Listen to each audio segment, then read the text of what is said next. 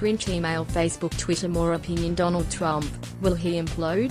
We will know in November. For those in America and around the world waiting for Donald Trump to implode, this is what they need to see: a president who continues to ride high. He has neutered his chief of staff and rid his inner circle of the nuisances: a Secretary of State, a national security advisor, the head of his economic policy team, who constricted his freedom of action on the world stage. Mr. Trump is now Trump Unleashed.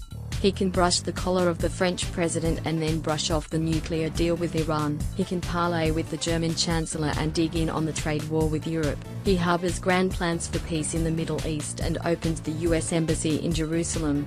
He trades jobs in China for agriculture benefits at home. Mr. Trump alights on the high wire with Kim Jong-un of North Korea, with threats of all-out war the only safety net, all the while dreaming of a Nobel, a winning economy. The tax cuts are in.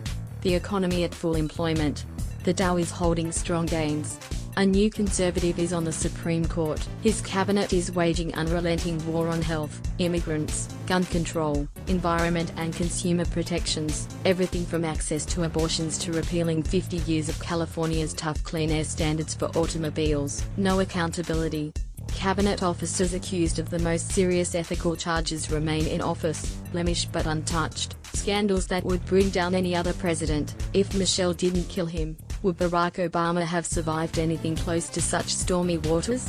Leave this one with rising approval ratings. No apologies ever uttered for the casual daily atrocities of this White House, including the slurs against a senator, an American war hero and patriot in his last twilight. Legal bomb not yet detonated. A presidency increasingly normalized. World leaders work themselves into contortions as they deal with an American leader who has upended the Western alliance, repudiated international agreements, undermined the rules of world trade and commerce, weakened harmony on the North American continent, and rendered the United States more unpopular around the world than at any time in modern history. World leaders rotate in and out of the Oval Office, navigating a diplomatic landscape that is wholly alien to 70 years of post-war architecture, pretending it is business as usual, and leaving empty-handed. And for those waiting for Mr. Trump to implode, there is of course the legal bomb that has not yet detonated. The investigation of Special Counsel Robert Mueller is a year old. From all the guilty pleas and indictments secured so far, from all the probes of the business and financial dealings of Mr. Trump's associates,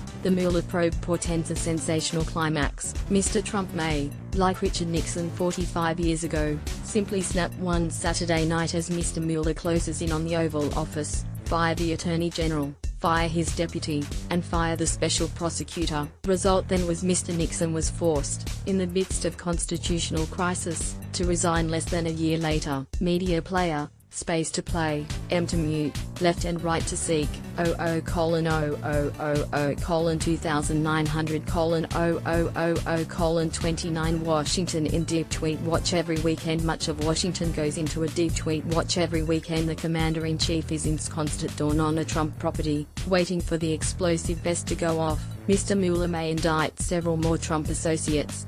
He may ultimately seek to indict the president himself, which would trigger a Supreme Court battle of the highest consequence. He may refer findings of high crimes and misdemeanors against Mr. Trump to Congress, leaving it first to the House of Representatives to discharge its constitutional responsibilities to weigh impeachment charges. But riding high on Iran, Jerusalem, the brinksmanship symmetry with Kim Jong-un, and an America First booming economy with tariff walls and stronger borders, Mr. Trump feels he has immense political leverage, with his base and with a Republican Party that has fully capitulated to his agenda and temperament. This gives Mr. Trump confidence in managing even the most damning results of Mr. Mueller's work. Mr. Mueller may well find nothing directly attributable to Mr. Trump on the Russians or obstruction of justice or violations of law in his business interests. But even if Mr. Mueller confirms the worst fears about how Mr. Trump has acted, as a candidate and as president, the only check, the only way to stop Mr. Trump's worst excesses of power and authority,